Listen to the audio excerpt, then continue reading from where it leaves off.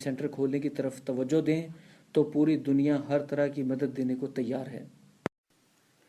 چوتھا باب، مزاروں حاریوں کی حالت زار 4.1 مزاروں کی حالت زار پر ایک سرکاری اور ایک نیم سرکاری رپورٹ۔ پچھلے 2 ابواب میں ہم نے برطانوی حکمرانوں کے ہاتھوں بر صغیر ہند کے ان حصوں میں جو پاکستان میں شامل کیے گئے جاگیرداری زمینداری نظام کی داغ بیل اور پرانے اور نئے جاگیرداروں زمینداروں کی پرورش، سرپرستی اور ان کو نئی آبپاش زمینوں کا عطیہ دینے کی رویداد بیان کی ہے۔ اس کے لیے ہم نے برطانوی حکمرانوں کے بیانات اور دستاویزات پیش کی ہیں۔ اس چوتھے باب میں ہم کسانوں یعنی مزاروں حاریوں کی المناک داستان بیان کرنے چلے ہیں جو مجبور ہیں کہ اپنے ہم وطن جاگیرداروں زمینداروں کی زمین جوتیں، اپنے وڈیروں، خوانین، سردار اور چودھریوں کی دولت میں اضافہ کریں اور خود تمام عمر بھوکے، بیمار اور جاہل رہیں۔ ان مزاروں، کسانوں، حاریوں کی المناک داستان ہم چند اہم سرکاری اور نیم سرکاری دستاویزات، رپورٹوں اور بیرون ملک کے ایک معروف صحافی کی زبانی سنائیں گے تاکہ ارباب اختیار اپنی ہی حکومت کے افسروں اور اپنی ہی سیاسی پارٹی کی رپورٹوں کو ایک دفعہ اور پڑھ لیں اور محب وطن پاکستانی بھی ان تلخ حقیقتوں سے آشنا ہو جائیں۔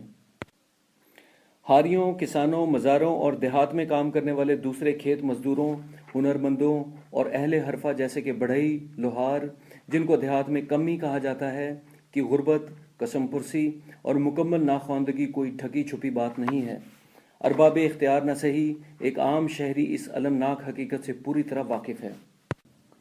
تاہم اس صورتحال کو سرکاری اور نیم سرکاری رپورٹوں میں پڑھ کر ہم پر یہ واضح ہو جاتا ہے کہ جس صورتحال کو ہم معمول کے مطابق قرار دے کر قبول کر لیتے ہیں، اسے کم از کم 2 جیت شخصیات نے ماضی میں معمول کے مطابق قبول کرنے سے انکار کر دیا۔ انہوں نے پاکستان بنتے ہی اس ناگفتہ حالت کا ذکر اپنی رپورٹیں میں کیا۔ اس کی وجہ بیان کر کے پاکستان کی 3/4 آبادی کو انسانوں کی سی زندگی گزارنے کا موقع فراہم کرنے کا ایک مؤثر طریقہ بھی بتایا۔ ان 2 ممتاز شخصیتوں کے نام ہیں ایم مسعود، جو بعد میں مسعود کھدر پوش کے نام سے مشہور ہوئے، اور میاں ممتاز محمد دولتانہ۔ مزاروں حاریوں کی حالت زار پر سب سے پہلے ایک سرکاری رپورٹ منظر عام پر آئی۔ یہ سندھ حکومت کے ایک اعلیٰ افسر نواب شاہ کے کلکٹر ایم مسعود کی رپورٹ ہے، جو سرکاری طور پر محض اختلافی نوٹ کہی جاتی ہے۔ یہ اختلافی نوٹ ایم مسعود نے تحریر کر کے دسمبر 1948 میں حکومت سندھ کو پیش کیے تھے، لیکن مسلم لیگی حکومت سندھ نے ان کو 1.5 سال بعد جون 1949 میں شائع کیا۔ اس اختلافی نوٹ سے اقتباسات پیش کرنے سے پہلے ہم سندھ حکومت مسلم لیگ کے رویے کے پس منظر پر روشنی ڈالنا چاہتے ہیں جو اس نے ایم مسعود کی رپورٹ پر اختیار کیا، تاکہ ہم ارباب اختیار کے عزائم، وعدوں اور عمل سے بخوبی واقف ہو جائیں۔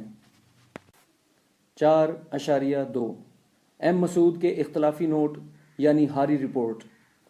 بانی پاکستان قائد اعظم محمد علی جناح، جو پاکستان بننے سے پہلے آل انڈیا مسلم لیگ کے صدر تھے، پاکستان بننے والے خطے میں مزاروں، حاریوں اور کسانوں کی حالت زار سے واقف تھے۔ تاہم انہوں نے جاگیردار زمیندار سیاستدانوں کو سیاسی عمل میں اپنے ساتھ رکھا اور ان کے تعاون سے پاکستان حاصل کیا۔ جب شملہ کانفرنس جون 1945 کی ناکامی کے بعد وائسرائے ہند لارڈ ویل نے بر صغیر ہند میں عام انتخابات کا اعلان کیا، جو 1937 کے بعد پہلی دفعہ ہونے تھے، تو قائد اعظم اور ان کے قریبی معاون آل انڈیا مسلم لیگ کے 2 بڑے عہدیداروں لیاقت علی خان اور چودھری خلیق الزماں کو ایک زرعی موقع ملا کہ وہ سندھ کے جاگیردار زمیندار سیاستدانوں یعنی سندھ کے حکمرانوں پر یہ حقیقت واضح کریں کہ سندھ کے حاری کی حالت سدھارے بغیر پاکستان کا قیام بے معنی ہوگا۔ چنانچہ ان اکابرین نے سندھ کا دورہ کیا اور سندھ مسلم لیگ کے لیڈروں سے، جن میں سر غلام حسین ہدایت اللہ اور قاضی اکبر پیش تھے، طویل ملاقاتیں کیں۔ ان اکابرین نے سندھ حکومت کے چیدہ مسلمان افسران سے بھی علیحدہ ملاقاتیں کیں۔ ان مختلف ملاقاتوں میں چودھری خلیق الزماں اور لیاقت علی خان نے 2 اہم باتوں پر زور دیا۔ اول یہ کہ پاکستان قائم ہونے والا ہے، دوم یہ کہ پاکستان میں کسانوں، مزاروں، حاریوں کی حالت بہتر بنائی جائے گی اور اس کے لیے ابھی سے کوشش کرنی چاہیے۔ چنانچہ 1945 تا 1946 کے عام انتخابات میں کامیابی حاصل کرنے کے لیے سندھ مسلم لیگ نے بھی 2 اہم کام کیے۔ اول یہ کہ اپنے سیاسی حریف آل انڈیا کانگریس کو الیکشن میں شکست دینے کی غرض سے ہونے والے الیکشن کے انتخابی منشور میں سندھ کے کسانوں ہاریوں کی حالت کو بہتر بنانے کے لیے لمبے چوڑے وعدے کیے۔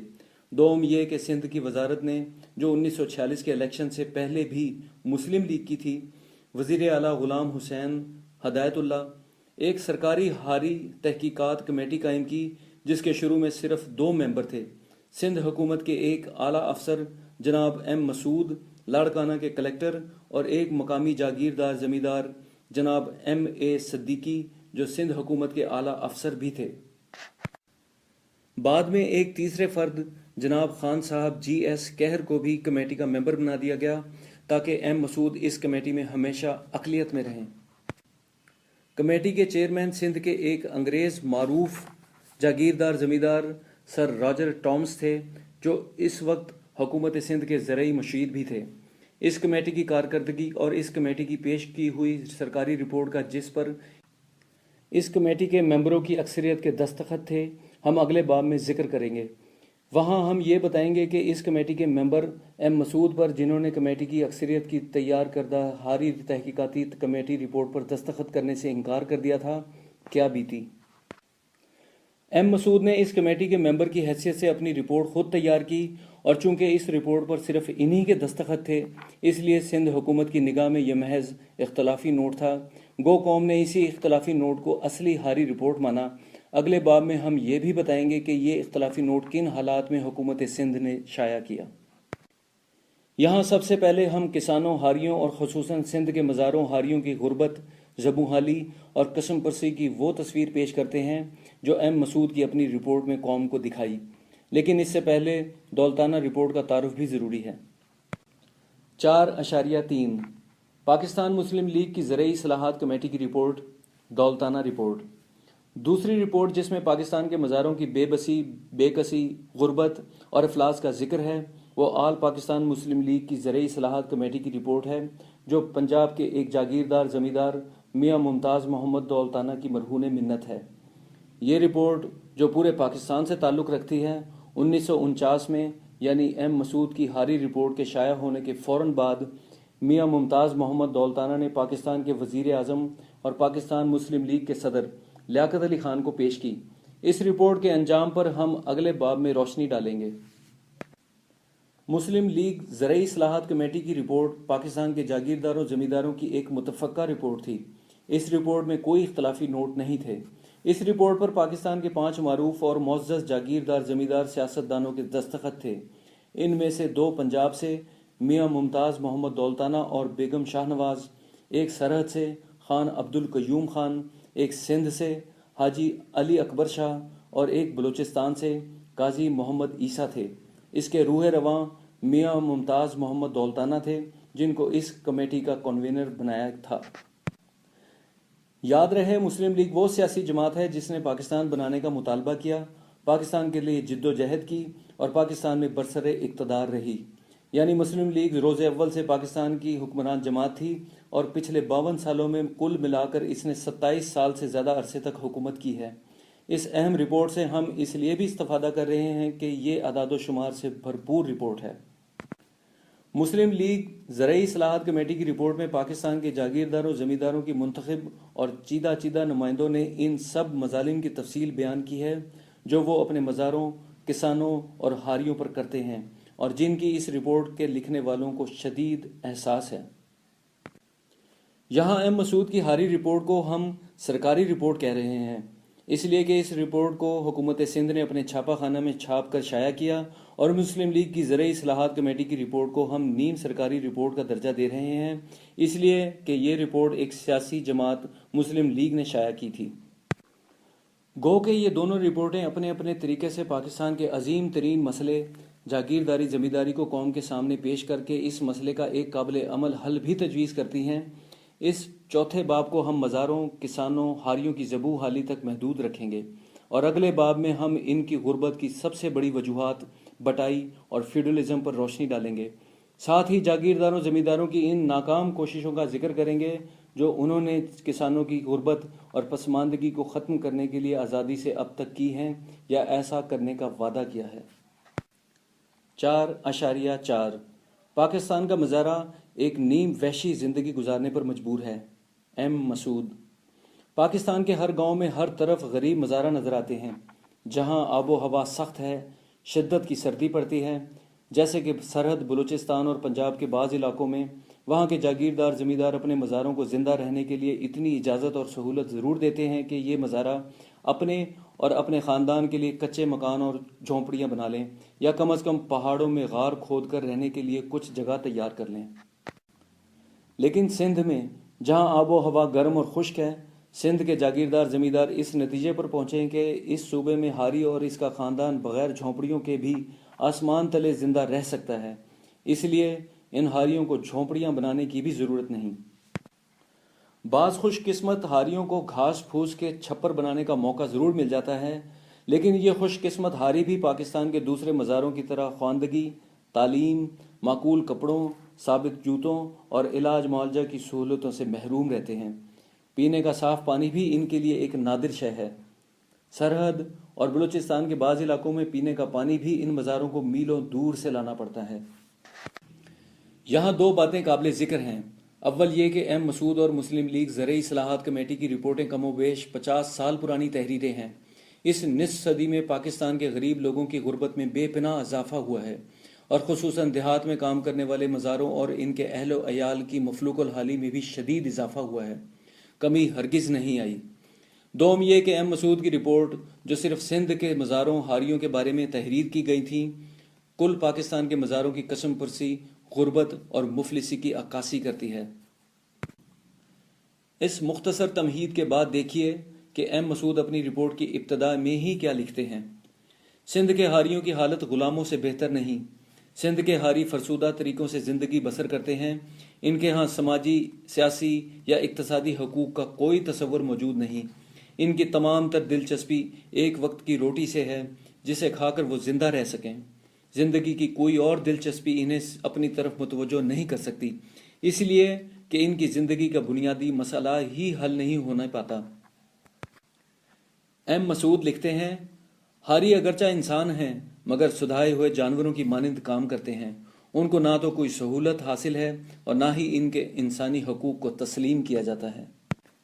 یہ سندھ کی آبادی کے اکثریتی طبقے یعنی ہاری کی حالت ہے، جو زمین کو کاشت کرتے ہیں اور جنہوں نے اپنی محنت سے سندھ کو اناج گھر کا لقب حاصل کر کے دیا ہے۔ 4.5 روزمرہ زندگی میں جاگیردار مزاروں کے لیے خداوند کا درجہ رکھتا ہے۔ روزمرہ کی زندگی میں ہاری مجبور ہوتا ہے کہ وہ اپنے وڈیرے کو خداوند سمجھے، اس کے پاؤں کو اپنے سر سے چھو کر اسے سلام کرے، اس کے سامنے نظر اٹھا کر بات نہ کرے اور نہ کبھی وڈیرے سے زیادہ اونچی جگہ پر بیٹھنے کی جرت کرے۔ اگر ہاری سے کچھ گستاخی ہو جائے تو کیا ہوگا؟ یہ ایم مسعود کی زبانی سنیے۔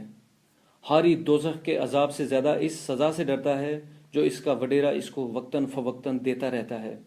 ہاری جو مزارع کے طور پر اپنے کھیتوں پر نسلوں سے کام کرتا چلا آ رہا ہے، کبھی یقین سے نہیں کہہ سکتا کہ وہ کب تک یہ زمینیں جوتتا رہے گا۔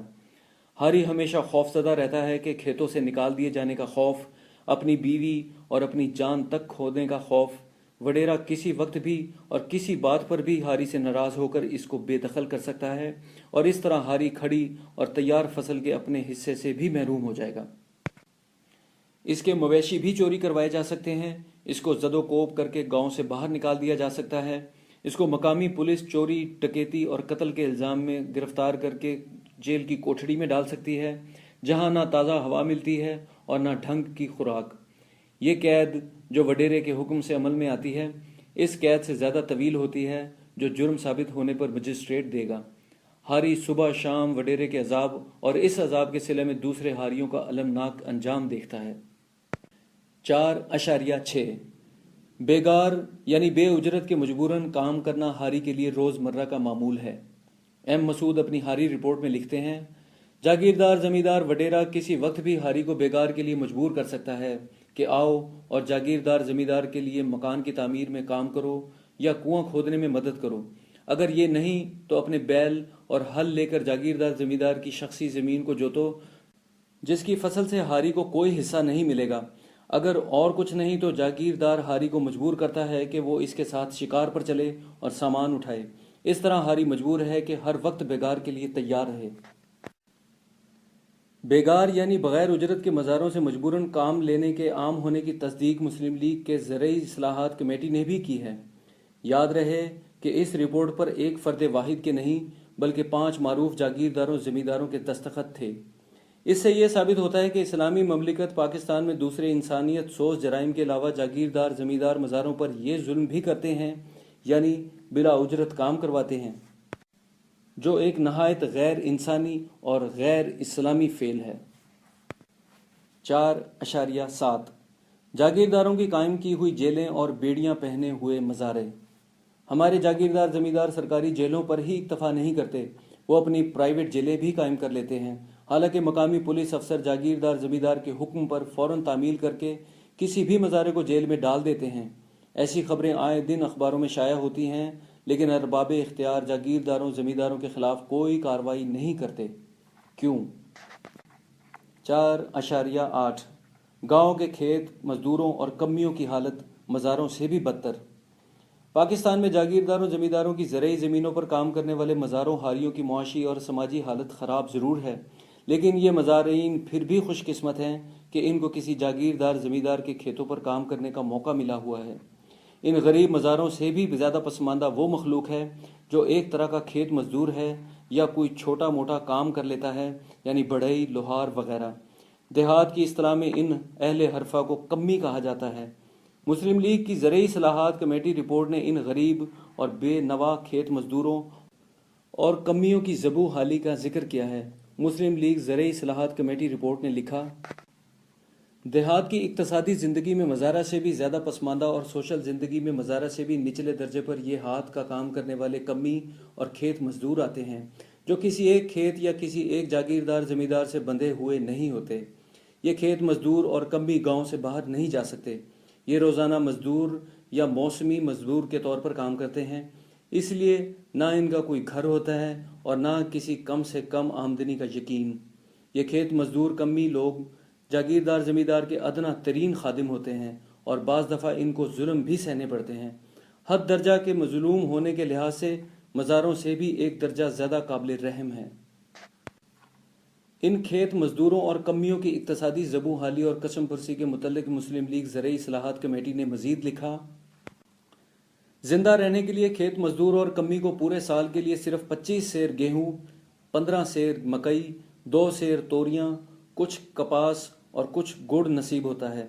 इसके अलावा और कुछ नहीं।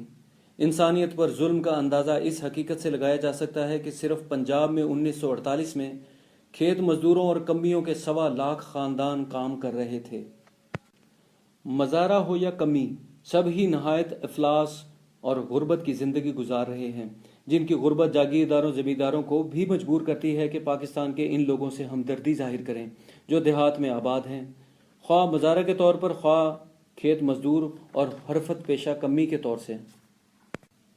4.9 मज़ारों की बीवियों और लड़कियों की जागीरदारों ज़मींदारों और इनके सपूतों के हाथों आबरू रेजी और जिनसी ग़ुलामी। हमारे रहबराने कौम हमें बार बार याद दिलाते हैं कि पाकिस्तान एक इस्लामी मुल्क है और इस्लाम ने जानी के लिए बड़ी सख्त सज़ा यानी संगसारी मुकर्रर की है, लेकिन हमारे जागीरदारों ज़मींदारों को जहां हर जुर्म करने की आज़ादी है, वहां मज़ारों की बीवियों और बेटियों की आबरू रेजी करने और इनको अपना जिनसी ग़ुलाम बनाने की भी आज़ादी है। इस जिनसी ग़ुलामी ने मुख्तलिफ सूबों में मुख्तलिफ सूरत इख्तियार कर रखी है। मिसाल के तौर पर पंजाब में आम सूरत यह है कि जागीरदार ज़मींदार अपने मज़ारा की किसी भी जवान और खूबसूरत लड़की को अपना जिनसी ग़ुलाम बनाकर इससे ज़ना करता रहता है। 6 महीने, साल, 2 साल बाद जब जागीरदार ज़मींदार का दिल इस बेकस लड़की से भर जाता है तो वो अपने किसी मज़ारा को मजबूर करता है कि इस लड़की से शादी कर ले ताकि जागीरदार ज़मींदार किसी दूसरी लड़की को अपना जिनसी ग़ुलाम बना सके। ये तमाम कार्रवाई जागीरदार ज़मींदार के बालिग अहले खाना यानी बीवी, बेटों और बेटियों के इल्म में होती है, लेकिन किसी को इन नाजायज़ जिनसी ताल्लुकात पर किसान की बेटी को जिनसी ग़ुलाम बनाने पर एतराज़ नहीं होता और ना वो शिकायत कर सकते हैं। इन जागीरदारों ज़मींदारों की इस जिनसी दस्त दराजी का जिक्र आए दिन अखबारों और रिसालों में होता है, लेकिन इनको इस जिनसी बेरारवी से कोई नहीं रोकता। हमारे जागीरदारों ज़मींदारों का ये रवैया आज की महज़्ज़ब दुनिया में बाइसे हैरानी ज़रूर है, लेकिन जागीरदारों ज़मींदारों की निगाह में ये एक तरह का मामूल है। اب ہم ان جاگیرداروں زمینداروں کا مزاروں کی بہو بیٹیوں پر ایک اور جنسی ظلم، ایک اور جنسی دہشت گردی کا ذکر کرتے ہیں جو اس سے زیادہ بربریت کا حامل ہے، جو ہم نے اوپر بیان کی ہے اور جس کی تشہیر ایک نامور فرینچ صحافی کی ایک کتاب کے ذریعے تمام دنیا میں ہو چکی ہے۔ جاگیرداری زمینداری نظام کی اس وحشیانہ رسم کو نتھ اترائی کہتے ہیں اور لاطینی زبان میں جوس پرائمے نوکٹس یعنی پہلی رات کا حق کہتے ہیں۔ جاگیرداروں زمینداروں نے یہ دستور بنا رکھا ہے کہ مزارہ کی نئی نویلی دلہن شادی کی پہلی رات اپنے خاوند کے ساتھ گزارنے کے بجائے جاگیردار زمیندار کے ساتھ بسر کرنے پر مجبور ہوتی ہے۔ یعنی مزارہ کی کنواری دلہن کا پہلا جنسی اختلاط مزارہ کے جاگیردار زمیندار کے ساتھ ہوتا ہے، اس کے اپنے خاوند کے ساتھ نہیں۔ جب جاگیردار زمیندار اپنی جنسی ہوس مٹا چکتا ہے تب مزارہ کی دلہن کو اجازت ملتی ہے کہ وہ اپنے خاوند کے ساتھ ہم بستری کرے۔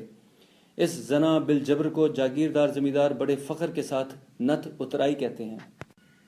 نتھ وہ بالی ہوتی ہے جو دلہن کے ناک کے نتھنے میں آرائش کے لیے پہنائی جاتی ہے اور اس بات کی علامت ہوتی ہے کہ یہ لڑکی ابھی کنواری باکرا ہے۔ مزارہ کی دلہن کے ساتھ زنا بالجبر کرنے سے پہلے جاگیردار زمیندار اس بالی کو اتار کر ایک محفوظ جگہ رکھ دیتا ہے اور صبح ہونے پر اس کو اپنے محل کے ڈرائنگ روم کے کانچ پر ایک فریم میں سجا دیتا ہے جس میں پہلے سے کئی درجن بالیاں آویزہ ہوتی ہیں اور اس بات کا ثبوت مہیا کرتی ہیں کہ یہ جاگیردار زمیندار کس قدر قوی، جواں مرد اور اپنے علاقے یعنی اپنی چھوٹی سی سلطنت میں کتنا طاقتور اور با اثر شخص ہے۔ غالباً انہی فریم کی ہوئی بالیوں کو دیکھ کر ایک فرینچ جرنلسٹ ٹیبور مینڈ نے، جس نے 1955 میں پاکستان کا دورہ کیا تھا اور اس دورہ کی رویداد اپنی کتاب South East Asia between two worlds یعنی جنوب مشرقی ایشیا دو دنیاؤں کے درمیان میں صفحہ 237 پر کسانوں کی لڑکیوں کے زنا بالجبر کا ذکر ان الفاظ میں کیا ہے۔ سندھ کا شمار پاکستان کے بڑے صوبوں میں ہے۔ اس کی زرعی زمینوں کی ملکیت چند سو وڈیروں کے ہاتھوں میں ہے۔ ان وڈیروں کے ہاری مزارہ دنیا کے سب سے زیادہ مظلوم، ان پڑھ اور خستہ خوار مخلوق ہیں۔ اب بھی سندھ میں یہ دستور ہے کہ ہاری اپنے وڈیرے کے برابر اونچائی والی جگہ پر نہیں بیٹھ سکتا۔ وڈیرا اپنے روایتی حقوق کو استعمال کر کے ہاری سے بیگار بھی لیتا ہے اور اپنے علاقے کے ہاری کی نئی نویلی دلہن کے ساتھ اس دلہن کی سہاگ رات بھی گزارتا ہے۔ افسوس ٹیبور مینڈ کو اتنی فرصت نہیں ملی کہ وہ پاکستان کے دوسرے علاقوں کا بھی دورہ کرتا، ورنہ وہ دیکھ لیتا کہ وہاں کے مقامی جاگیردار زمیندار بھی اپنے مزارے کی دلہن کی سہاگ رات سے لطف اندوز ہوتے ہیں۔ خصوصاً سرحد کے شیعہ علاقہ جات، پارا چنار، شمالی علاقوں کے شیعہ علاقوں، گلگت، ہنزا وغیرہ میں یہ عام دستور ہے کہ مزارے کی دلہن جاگیردار زمیندار کے ساتھ سہاگ رات گزارنے پر مجبور ہے۔ یاد رہے، جاگیرداروں زمینداروں کا یہ پہلی رات کا حق یورپ میں بھی قرون وسطیٰ تک، یعنی جب تک یورپ میں جاگیرداری زمینداری نظام رائج تھا، قانون کا درجہ رکھتا تھا۔ اسی موضوع پر یورپ کے ایک نامور موسیقار موزارٹ 1756 تا 1791 نے اپنے ایک منظوم ڈرامہ اوپرا فیگارو کی شادی 1788 میں پیش کر کے اپنے دور کے یورپی جاگیرداروں زمینداروں کی بربریت اور درندگی کا پردہ چاک کیا۔ موزارٹ ایک درباری موسیقار تھا اور آسٹریا کے شہنشاہ کے دربار کا وظیفہ خوار تھا۔ آسٹریا کے شہنشاہ کو جب یہ خبر ملی کہ اس منظوم ڈرامے میں اس موذی رسم کو اجاگر کیا جائے گا تو اس نے موزارٹ کو حکم دیا کہ اس منظوم ڈرامہ کو کبھی نہ کھیلا جائے۔ لیکن موزارٹ نے شہنشاہ کا حکم ماننے سے انکار کر دیا۔ بالآخر شہنشاہ نے مجبوراً اپنی رضامندی ظاہر کر دی، چنانچہ یہ منظوم ڈرامہ یورپ کے ہر ملک میں پیش کیا گیا اور اس نے بھی انقلاب فرانس کی راہ ہموار کرنے میں اپنا کردار ادا کیا، جو صرف ایک سال بعد 1799 میں ہوا۔ انقلاب فرانس نے نہ صرف فرانس بلکہ یورپ کے نصف درجن دوسرے ملکوں میں بھی جاگیرداری زمینداری نظام کو ختم کر دیا اور اس سماجی نظام سے منسلک فیوڈل دور کے مظالم بھی ختم ہو گئے، جن میں جاگیرداروں زمینداروں کا پہلی رات کا حق بھی شامل تھا۔ اس کتاب کے جن پڑھنے والوں نے امیدیس نامی امریکی ٹیلی ویژن فلم دیکھی ہے جو موزارٹ کی زندگی پر بنائی گئی ہے، انہیں یاد ہوگا کہ اس واقعہ یعنی موزارٹ اور آسٹریا کے شہنشاہ کے درمیان اس منظوم ڈرامہ فیگارو کی شادی کا معرکہ بھی تفصیل سے دکھایا گیا ہے، لیکن بالآخر فتح موزارٹ کی ہوئی۔ انقلاب فرانس کے 200 سالہ جشن کے موقع پر فرانس کے صدر موئسو میتران نے 1999 میں ملک بھر میں جشن منایا اور فرانس کے دارالخلافہ پیرس میں ایک بڑے ڈنر کا انتظام کیا جس میں دنیا بھر کے سربراہان حکومت کو مدعو کیا گیا تھا۔ ستم ظریفی دیکھیے کہ پاکستان سے جو ہستی اس بین الاقوامی تقریب میں مدعو کی گئی، اس کے اپنے صوبہ سندھ میں یہ پہلی رات کا حق ابھی تک جاگیردار زمیندار سندھی وڈیرے جتاتے ہیں، جبکہ میزبان ملک فرانس میں یہ موذی اور درندہ صفت رسم 200 سال پہلے ختم کر دی گئی تھی۔ فرینچ ٹیلی ویژن نے اس بین الاقوامی ڈنر کے چند مناظر دکھائے۔ ایک منظر میں آگ اور پانی کو ایک جا دکھلایا گیا، یعنی صدر متراں اور وزیر اعظم بے نظیر بھٹو ایک ساتھ کھڑے ہوئے انقلاب فرانس کے 200 سالہ جشن کی خوشی میں مشروب کا گلاس اٹھائے ہوئے تھے اور انقلاب فرانس کی خوبیوں کے ترانے گا رہے تھے۔ ہمارے جاگیرداروں زمینداروں کی جنسی ہوس اس پہلی رات سے بجھتی نہیں بلکہ اور تیز ہو جاتی ہے۔ سہاگ رات جاگیردار زمیندار کے ساتھ گزارنے کے بعد مزارہ ہاری کی دلہن اپنے خاوند کے ساتھ زندگی گزارنے لگتی ہے۔ پھر اس عورت پر کیا گزرتی ہے، یعنی ہاری کی بیوی پر کیا گزرتی ہے، یہ آپ ایم مسعود کی زبانی سنیے۔ ایک خوبصورت بیوی مزارہ کے لیے ایک بڑا عذاب، یہاں تک کہ اس کے لیے ایک بڑا خطرہ ہے۔ ہاری سے بیوی کو چھوڑنے کے لیے کہا جاتا ہے، ہاری کو ڈرایا دھمکایا جاتا ہے، اگر وہ کسی صورت بھی نہ مانے تو اس کی بیوی کو اغوا کر لیا جاتا ہے، یا پھر ہاری کو جھوٹے مقدمات میں ملوث کر کے جیل بھجوا دیا جاتا ہے۔ بے یار و مددگار بیوی کو مجبوراً جاگیردار زمیندار کی داشتہ بننا پڑتا ہے۔ جب جاگیردار زمیندار کو کامیابی کی کوئی اور صورت نہیں نظر آتی تو ہاری کو قتل کر دیا جاتا ہے، اور پھر ہاری کی بیوہ کو یہ پیغام پہنچا دیا جاتا ہے کہ تمہارے شوہر کو راستے سے ہٹا دیا گیا ہے، تو اب تمہیں میری داشتہ بننے سے کیوں گریز ہے؟ افسوس کا مقام ہے کہ اسلامی جمہوریہ پاکستان کے مزاروں، ہاریوں، کسانوں کی بیٹیوں اور بیویوں کے ساتھ زنا بالجبر کھلے عام کیا جاتا ہے۔ جاگیردار زمیندار ان بے کس لڑکیوں اور عورتوں کو اپنا جنسی غلام کھلے عام بنا لیتے ہیں۔